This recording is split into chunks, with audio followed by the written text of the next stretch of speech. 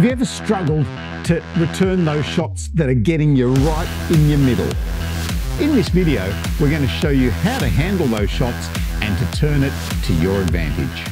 So the first thing is to just recognize where that crossover point is and to then be able to make some good decisions around whether you're playing a forehand or backhand in that area.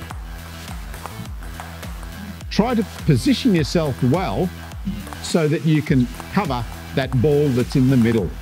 One of the keys here is to have a nice wide stance so that you can move laterally and cover that middle ball. Just be aware if your opponent has targeting that middle area, then you can start to creep over a little bit and use your more favoured shot. As the ball's approaching, you need to quickly decide whether you're going to play a forehand or a backhand. So this will depend on your previous position. If you're wide over there, then you might play a backhand in that middle spot. Keep your stance neutral so that you can play both backhands and forehands equally as well. If you turn and favour your forehand stance and the ball comes to your backhand, you're going to be in trouble. So, neutral, meaning facing towards the table. Once you've made your choice, commit to either the backhand or the forehand. Beautiful. How do you practice getting better at this middle area? Well, the first thing is to get your training partner to play a lot of balls into that middle, and you have to make the decision between a forehand and a backhand.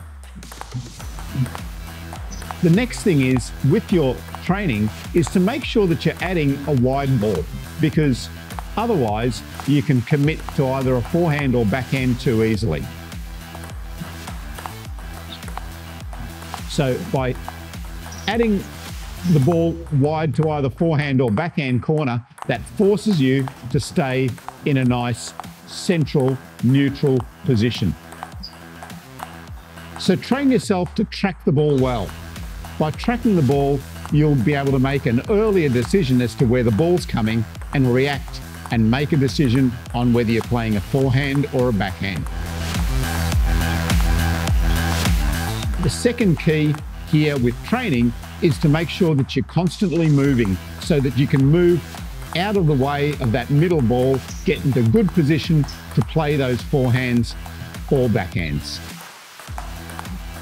By watching the ball carefully, by reacting quickly and making good decisions, you're going to be able to move and hit a strong ball. Now that you know how to handle those middle balls, you'll be able to turn this tricky situation into an opportunity. For the best learning experience, go to PingSkills.com.